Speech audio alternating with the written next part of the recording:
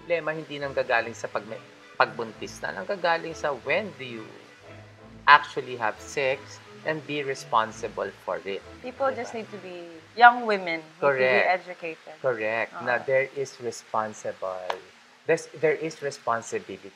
And young women in premarital sex. Yes, You know, di ba? Some young women, a lot of young women don't know then na yung nangyayari na sa kanila is sexual abuse. They don't know.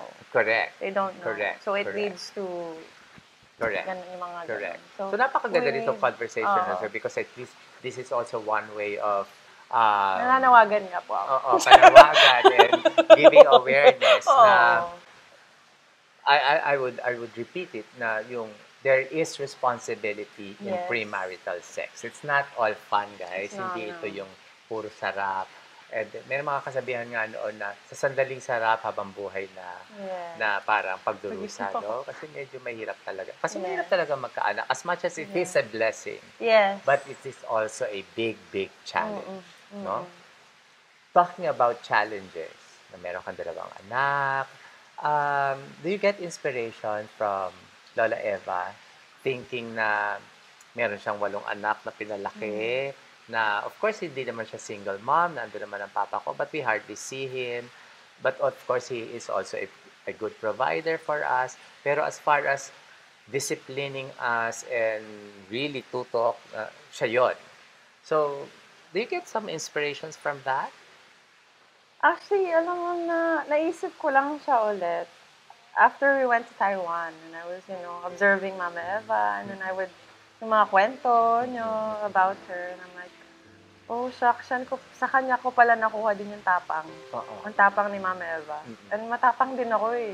Sa pagdidisiplina, walang ano. Yeah, well now, nahirapan din ako yung transition from being just mother, nurturer, to mom and dad, disciplinarian and nurturer. So how do you balance it? Repair. Like, halimbawa, repair. Repair. Halimbawa, nasigawan ko or, di ba, nagalit ako, tas yun, nasigawan ko, tas may nasabi akong medyo masakit, kasi ganun talaga minsan pag malamig na yung, kapaligiran, like, hindi na siya emotional, and I'm not emotional, lalapit ako. And i-explain ko kung bakit ganun yung nangyari. Right. And if I need to say sorry, alam kong mali ako, I will say sorry. So you say sorry to your children? Yes, I do. A lot. How often? A lot? Oh. If I make them upset, na alam kong na-upset sila talaga. Kita mo naman kasi yun sa bata Parang, parang nasaktan ko yung damdamin niya.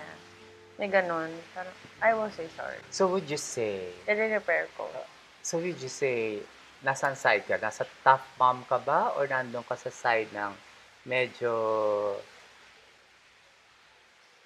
Hindi mo masabing tough, no? Yung nandun ka sa... Hindi ko masabing weak eh. I can't find the word now. But are you the tough one or the malambot ang puso mo dyan? Balance. Balance. Kasi pinapagalitan ko, pero pag nakatalikod na ako, umiiyak na ako. So you really balance it. I'm trying to balance, yeah. And I think, I'm assuming it's very hard. It is. It is, though. Hard. There's a lot of mom guilt there. Kasi nga, I would rather not. Kung ako pipili, I would rather not be the disciplinarian. I'd rather just be the nurturer. Who would do it? Pero wala akong magawa because I'm a single mom. And you have to discipline. Para rin naman sa kanila yun. I cannot let them sabi nga nila, grow up. When you discipline your children, it's for them. That's an expression of love. Kasi pag in-spoil mo yan, hindi mo mapapariwara. So parang hindi mo sila love pag ginawa mo yun. So it takes a lot of courage to do that. Yes. So we are in that. While we are in this conversation, meron ako ipapakita sa yung picture. And I want you to, parang bigyan mo ako ng isang word that would describe it and why. Okay. Okay? Heaven on earth. Heaven on, that is so nice. Ito ang heaven mo. Yeah.